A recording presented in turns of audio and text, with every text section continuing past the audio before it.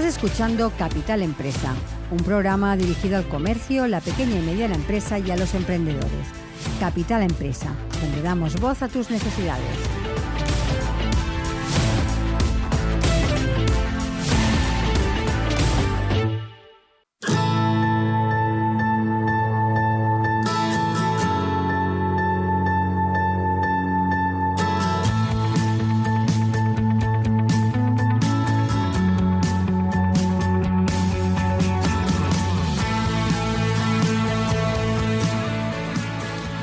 Continuamos el programa con nuestro colaborador, con Jesús Soler, abogado experto en tecnología, que nos acompaña cada semana en su espacio Digital Law. Jesús, buenos días y bienvenido. Buenos días, ¿qué tal? Muy bien, ¿y tú? Yo vengo calentito. Ah, bueno, a ver, ¿qué te ha pasado? Justo antes de llegar, bueno, no, aquí abres el correo de Buena Mañana y de un cliente dice, oye, que me han puesto una propuesta de sanción de la agencia. Digo, vaya, y desde mucho dinero, 23.000 euros. Digo, vaya, como la ha liado. De las que duelen, ¿no? Sí, la ha liado parda el colega, vamos a ver qué es lo que ha hecho. Y sí, que había hecho una especie de una pseudo brecha de seguridad hace, bueno, en el mes de febrero, una cosa así. Pero empiezas a leer la resolución y dices, ¿por qué no tiene aviso de privacidad? 8.000 euros. Porque sale una cookie y no tienes aviso de cookies, 5.000 euros. Digo, ¿cómo? O sea, tal cual dices. Pero eso no es lo malo. Lo malo es que miras a ver qué URL, Wow. qué página web ha mirado la agencia para poner la sanción y no es de él. Ah, bien. Entonces digo, mira, empiezo a leerlo. Mira, voy abajo, siempre voy al final, a ver qué es la que le han clavado. De esto, 23. Digo, joder, vaya puro, ¿no? Está bien. Digo, vamos a ver de dónde viene, la película. Ha accedido a la agencia, a la página web tal, que es de un cliente de él. Uh-huh. Y entonces hemos verificado que no había aviso de tal, aviso de privacidad, y entonces esto es una infracción grave, bla, bla, bla, bla, propuesta de sanción, 8.000 euros. A ver, la empresa es esta, la página web es esta, y esta es de un cliente. Jolín, pues te despiertan con un error de estos, Sí. te dan la mañana, vamos, claro, te dan dices, síncope. Dice, ¿qué hacemos? Digo, no, cuando me llega el email, no, tú tranquilo, yo la leo en profundidad esta tarde cuando vuelva y tal y cual, y la contestaremos, tranquilo, hombre, que no se muere nadie hoy. Lo que es indignante es que esté mal argumentada, está mal propuesta, que hayan tardado, pues eso fue el mes de febrero, marzo, que hicimos una respuesta y la han instruido ahora en octubre, con lo cual ya estaba todo más que arreglado porque era un tema de una brecha, y encima lo hacen mal. Y encima, bueno, son 23, pero si tú me pagas mañana son 12.500. Digo, o sea, lo haces mal. Pones un puro, a quien no debes. La envías a quien no, no es que la envíes a quien no debes, es que la has hecho mal directamente, sí, las has investigado mal, con lo cual ya de ab initio aquí ya algo falla desde todo el rato.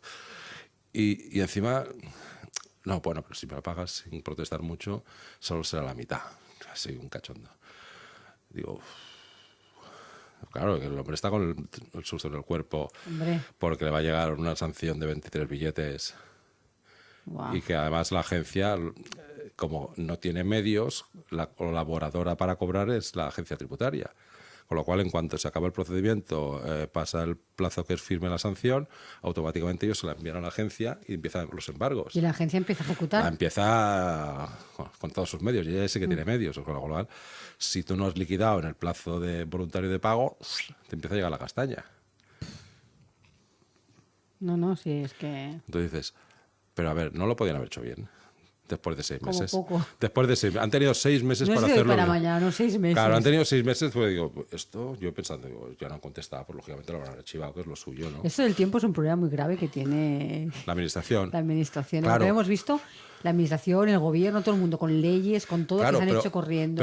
Pero fíjate, los actos de la administración, si pasan 6 meses sin haber hecho nada, en teoría caducan, tienen que volver a empezar el procedimiento. O sea, yo ahora tengo que contar el tiempo. Si lo que hicimos, la notificación de los hechos, que la contestación que hicimos nosotros, han pasado 6 meses hasta que ha llegado la propuesta de sanción, ya no valen. Ah, encima puede ser. Es posible que ahí hay un tema administrativo también que tengo que comprobar. Porque han dejado el tema 6 meses parado. No pueden. La administración no puede dejar los temas parados 6 meses. Porque tienen que volver a empezar de inicio. O sea que dices, te pegan el susto en el cuerpo y tal, y luego encima hay una serie de fallos que hay que... Todo mal y encima fuera de tiempo puede ser incluso. Claro, pero es que, claro, además al administrado, al que le llegaba ese susto, con una serie de errores que luego tú tienes que solventar, ya solo el susto ya le deja fino. Pero es que luego tú dices, yo voy a tener que trabajar un montón de horas, que también le va a costar más dinero. Claro. O sea, por una cagada de la administración... A mí me va a suponer un gasto... Claro, entonces dices, uff, no, es que es tan rocambolesco todo, es un poco... Pues sí, la verdad es que sí. Y son cosas que dices, sí, es mucho más fácil hacerlo bien. Pero no, es que no tenemos medios. Bueno, pues contrata gente. En lugar de utilizar Falcons y helicópteros y no sé qué y gastar gasolina, pues a gente que haga tramitaciones bien hechas. No es muy complicado. Una empresa privada que no tiene gente para servir un producto y lo ha vendido, tiene que contratar más gente para hacer horas. Un restaurante que se le llenan las mesas y le faltan camareros, tiene que contratar otro camarero, aunque sea por horas. Pues sí. Porque es que si no, dice, estoy perdiendo dinero y no puedo servir mis mesas. Sí, es así. Pero, no, cualquier empresa privada eso funciona así. Y la empresa pública debería funcionar exactamente igual, la administración pública. Pero se va el dinero para otros sitios y chungo, ¿no? Entonces, pues sí. Si ese camarero, ese restaurante donde no puede servir las mesas porque no quiere contratar un camarero, llega el jefe siempre con un Cayenne y aparca el Cayenne en la puerta y tal y cual, dices, a ver, en lugar del Cayenne a lo mejor tendrías que venir con, no sé, con un SEAT y poner más gente a trabajar. Que a lo mejor a la larga podrías tener... Que a la larga ganas más dinero. Claro. ¿No? Entonces, pues sí, evidentemente. Lo cual, dicho lo que precede. Bueno. Pero hoy teníamos... Ahí queda... Hoy teníamos que hablar de sentencias. Acuérdate que hablamos del revolving hace 3, 4 semanas. Sí, porque entre el puente y la cosa... Sí, y las fue fiestas, justo del primer tema un poco legal que hablamos después de volver de vacaciones. Y porque hacíamos mención a una sentencia de junio donde decían que una tarjeta revolving de un 24% era lícita porque la base que habían tomado era 20%, ¿no? Ya anunciamos que ahí había un error de la sentencia de primera instancia. Sí. Porque el Supremo lo único que podía hacer es recoger los hechos que habían quedado fijados en la primera instancia y decir, pues 20 contra 24, bueno, no venga, no es usura. Exacto. Entonces esta semana han notificado una sentencia donde un 16% es usura. ¿Por qué? Porque cogen una base del 2006, que es un 7,7 los préstamos al consumo, y un 16 y pico que se convierte en un 18 TAE por efecto de las comisiones, eso es usura. Y ha anulado toda la tarjeta. Entonces dices, vale, los que se dedican a tramitación de bandas de revolving han respirado un poquito porque el criterio vuelve a ser el anterior. No es que en la sentencia de junio hubiera cambiado el criterio, sino que lo que llegó a verificar es que si este es un 20 y este es un 24, aquí no hay usura. Pero si este es un 7 y este es un 16, aquí sí. Porque han duplicado lo que son los créditos al consumo y han puesto un 16. ¿No? Y que sacados los TAE son un 18. Este se convertiría en un 8 y pico 9 y es un 18. Pero hay una cosa muy importante, que es que estamos hablando de una tarjeta del 2006, resuelta en el 2022.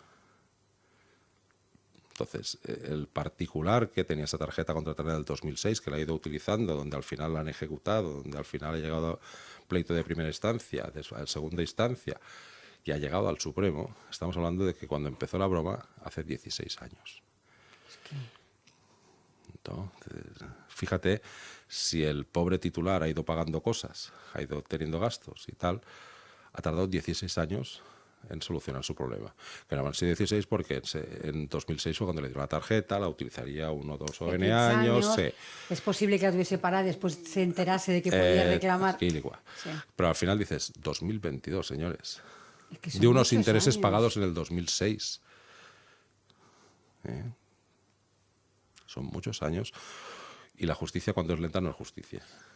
No, claro. Aunque esta se ajusta, es decir, bueno, la ley Azcárate se aplica y te dice que este contrato es nulo y los servicios de la deuda pues hay que devolverlos, etc. Y eso tendrá que devolver el principal. Y al banco, a la caja, le han cargado las costas, además, que habrá sido otro polvo importante, ¿no? Pero alguien ha litigado o ha tenido el problema 16 años encima de la mesa. Si no han sido 16, han sido 14, 13, 12. Es que es muchísimo. Es muchísimo.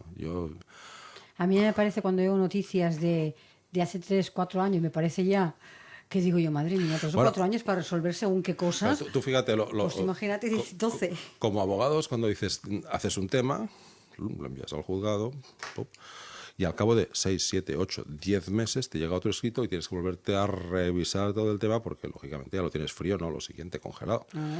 Entonces dices, wow, ahora me tengo que volver a estudiar todo el tema aquel, a ver por dónde iban los tiros. Si tomas notas y las apuntas y tal, refrescarlo no es tan complicado como la primera vez. Pero dices, wow. O sea, yo llevo poco procedimiento, pero los que llevan mucho procedimiento están en esa tesitura de decir, si cada 6 meses tengo que volver a estudiarme el caso, con las notas, con no sé qué, es una santa locura llevar procedimientos, ¿no? Pues fíjate, Pues sí. volvemos, la tarjeta revolving vuelve a estar en usura cuando es desproporcionado entre el pacto de intereses que debía estar como crédito al consumo y un interés excesivo. Y en este caso el interés excesivo es de un 8%. Pero 8%, ¿qué quiere decir? Un 200%. Porque claro, no es un 8%, es que si el nominal tendría que ser un 8 y me cobras un 16, te estoy cobrando el doble de lo que tendría que cobrarte, ¿no? Cuando hablamos de la otra sentencia, la del 20 contra el 24, estamos hablando de un 2%. Claro. 20. 2, un 20. ¿20? Bueno, eso. Que sea mucho más, mucho menos. Aquí estás hablando que te han cobrado el doble de lo que te deberían haber cobrado. Ahí sí que hay usura clarísima, ¿no? O sea, es una de las pocas leyes precolombinas, que digo yo, del siglo pasado, de principios del siglo pasado, del 1908, que funcionan y que se está aplicando correctamente, ¿no? Y yo siempre digo que hay leyes que estaban muy bien y que no sé por qué las han cambiado, porque funcionaban bien. Bueno, esta se ve ser una de ellas. Sí, esta es una de ellas. Yo vengo de la antigua ley concursal del año 21, que funcionaba muy bien, y les dio por hacer todo un cambalache y cambiarla toda de arriba abajo, y cada 2 días la están cambiando porque no acaba de funcionar, no engrasa. Sí, en cambio, la ley del 21 funcionaba muy bien. Una ley que se hizo deprisa y corriendo para la quiebra del Banco de Barcelona, pues eso, el año 21. Y funcionaba razonablemente bien porque el sistema estaba muy engrasado. Han hecho una ley nueva, la han tenido que volver a cambiar, no sé cuántas enmiendas, donde han metido la ley de segunda oportunidad, han metido un montón de cosas y no funciona porque dices, hay una historia en los juzgados en concursal brutal. Dicho por los concursalistas. Sí. No, dices, deja la ley Sí, qué antigua. manera de tocar las cosas Sí, tan bien. deja la ley que funcionaba. Si quieres hacer un cambio, no lo hagas hasta que no tengas clarísimo que todo va a Obvio, funcionar como... pero se dedican a Porque legislar. si no te lo estoy poniendo parches. Claro, y luego la legislación muchas veces la hacen gente que no ha pisado juzgados. Ya, esto es otra. Dices, si haces una ley, hazlo que lo haga un profesional, alguien que esté ahí en el día a día, machacando. Pero lo acaban haciendo los que no están en el día a día, piden consejo, piden no sé qué, pero la ley la tiene que hacer el que está a pie de calle. El que sabe mejor cómo coger un martillo es el que está martillando, ¿no? Entonces dirá, pues mira, el martillo me gustaría que hiciera así, así. Si me preguntan a mí, poco podré aconsejar. Claro, exacto. Digo, no, el martillo mejor que sea así, ergonómico, pero lo haces a un tío de funcionalidad no sé qué y hace un churro porque lo ha hecho con biometría del no sé dónde, lo coge uno de toda la vida y dice, pues vaya churro de martillo, cojo el de toda la vida, el de madera, que se va bien. ¿Por qué? Porque es el que le funciona y el que saben que es más usual. Pero eso es lo que suele pasar. Pues, Sí. bueno, veremos a ver, ¿no? Porque si las leyes van como van, de momento siguen todas el mismo ritmo, no cambian ni tiempos, ni cambian No, y maneras. las interpretaciones son las que son, Exactamente. porque ahora tenemos esta sentencia del Supremo y sabemos por dónde van a ir. Pero ahora vamos a ver otro cambio que ha venido en el derecho al olvido. Sí. ¿Vale? El derecho al olvido es un derecho que, si te acuerdas, se llama derecho al olvido por la famosa Olvido Hormigos del año, no me acuerdo, del año 2013, 14 debía ser más o menos, donde ella tenía su derecho a que lo retiraran, el famoso vídeo de las redes, etc. Bueno, y ahí empezó a salir la tendencia de lo que se llamó derecho al olvido, que ya existía, ¿no? Y luego pasó al reglamento como derecho de supresión. Vale. El derecho de supresión tiene unos perfiles muy claros. Yo tengo derecho a que mis datos los retiren cuando ya no son útiles, cuando ya no son válidos. O cuando yo quiera o cuando también. yo quiera. Sí, pero ahí, pum, perfil. Cuando ya no son, cuando no hay un interés público en que tu dato sea conocido. Porque, por ejemplo, en sentencias de derecho al olvido prima el derecho a la información sobre el derecho personal. Ah, Claro. vale. O sea, hay una balance entre derechos y el derecho a la información es un derecho general.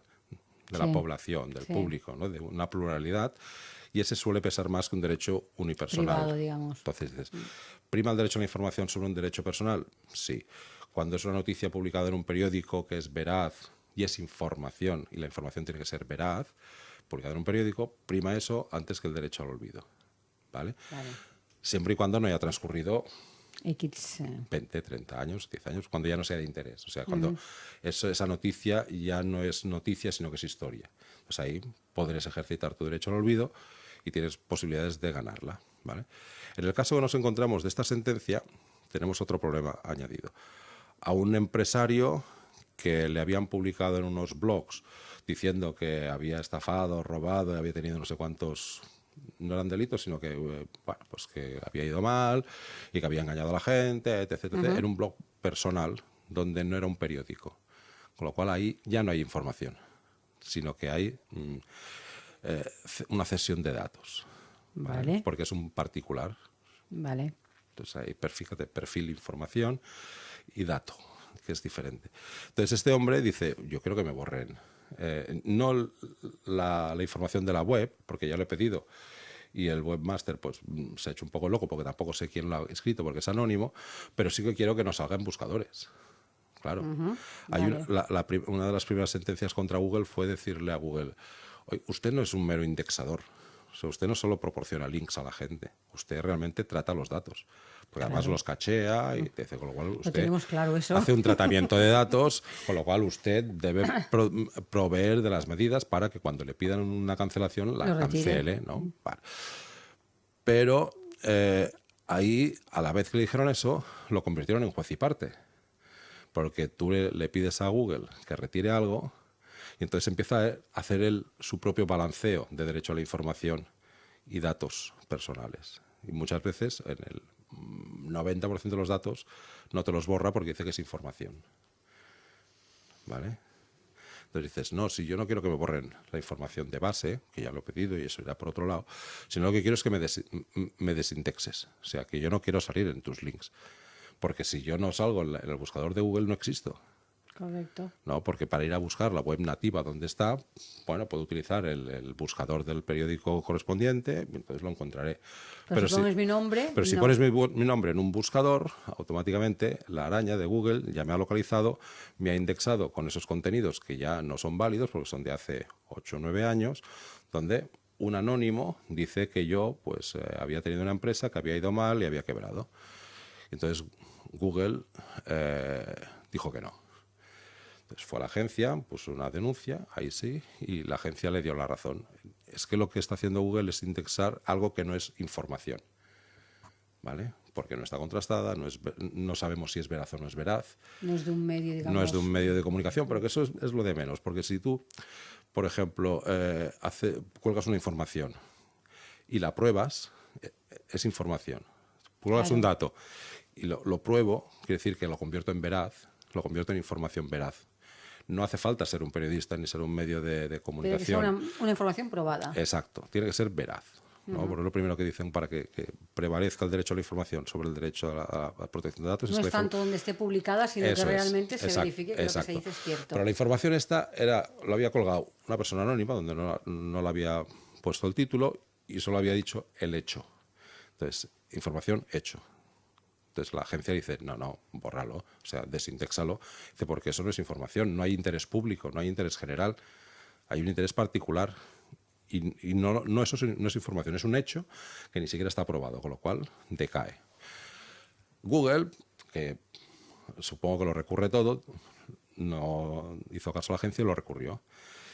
Y la Audiencia Nacional le dio la razón a Google. ¿Qué me cuentas? Sí, dijo, aceptó sus tesis de que eso era información. El Supremo aceptó sus tesis de que era información. O sea, pum, 2 instancias para allá. Y entonces el hombre dice, violación de derechos fundamentales. El derecho a la protección de datos y el derecho al olvido, como es una parte del derecho a la protección de datos, es un derecho fundamental del 18.4. Y se fue al Constitucional por infracción de derechos. ¿No? Y el Constitucional esta semana ha dicho, es que la información es una cosa y los hechos que se cuelgan en una red son otra. Y si este hecho no está aprobado, es anónimo y no está basado en nada, no es información, es un hecho. Con lo cual hay que borrarlo a solicitud del titular del hecho, del dato personal. ¿Por qué? Porque yo soy el custodio de mis datos. El propio artículo 17 lo dice. Cuando los datos, el interesado tendrá derecho a obtener sin dilación indebida del responsable de tratamiento, en este caso Google, la supresión de los datos cuando los datos ya no sean necesarios en relación con los fines para los que fueron recogidos o tratados de otro modo. Cuando se retire el consentimiento, esto es obvio, cuando se oponga y cuando hayan sido tratados ilícitamente. ¿Vale? Entonces dices, aquí no prima el interés público sobre el interés privado.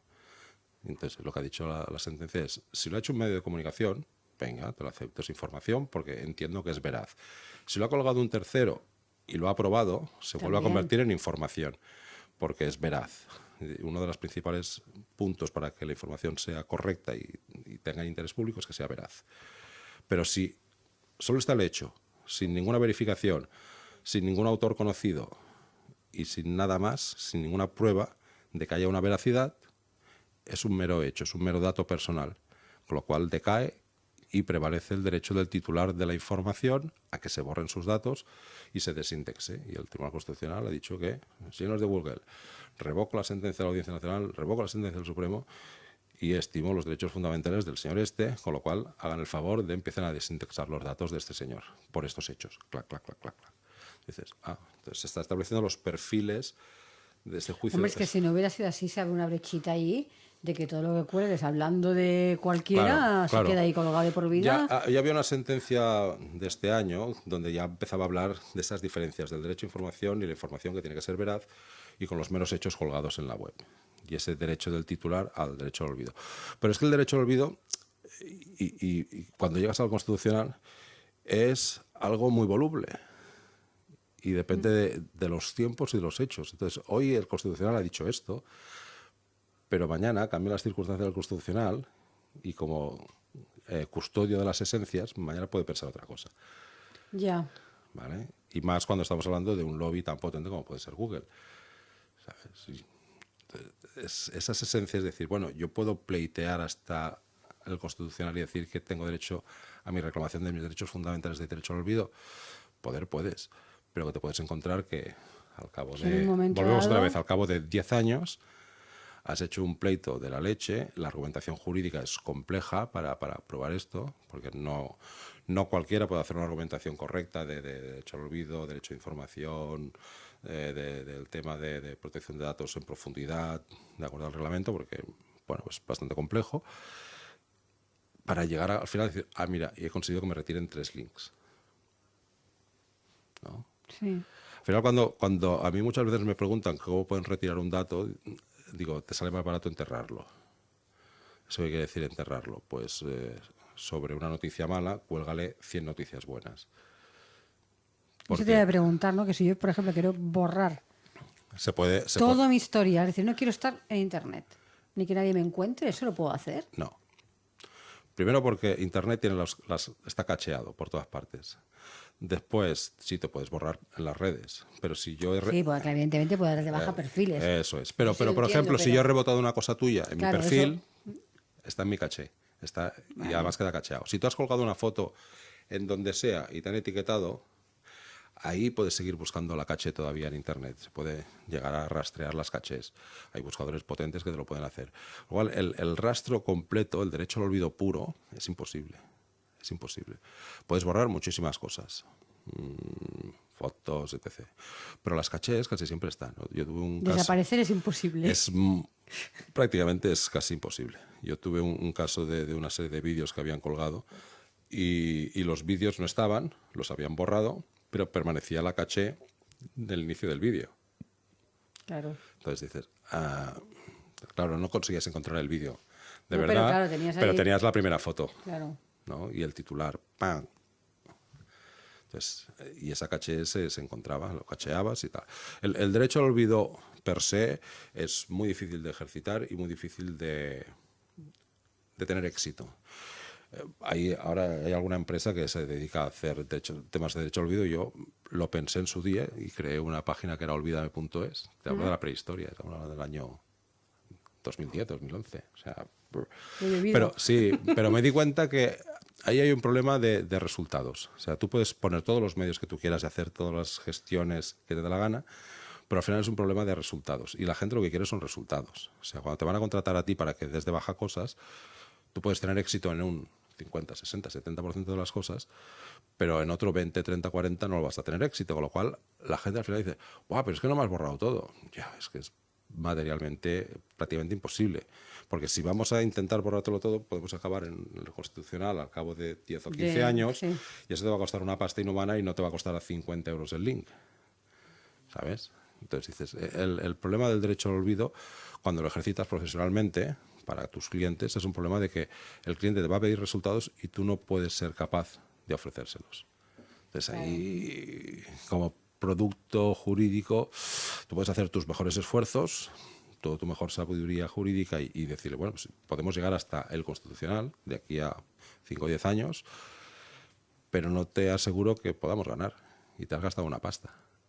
Entonces, bueno, realmente hay gente que lo hace ya por orgullo. Entonces, vale, pero si no hay que tener en cuenta lo que nos podemos encontrar. Para adelante, porque si no es así, dices, es que a lo mejor no lo consigo. Te puedo retirar algún link, alguna cosita, pero todo no, es imposible. Pues Jesús, lo dejamos aquí, que ya estamos pasando el tiempo como siempre. Nos olvidamos. Ya.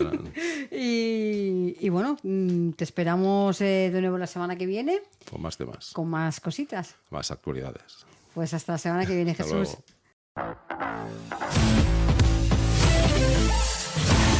Estás escuchando Capital Empresa, un programa dirigido al comercio, la pequeña y mediana empresa y a los emprendedores. Capital Empresa, donde damos voz a tus necesidades.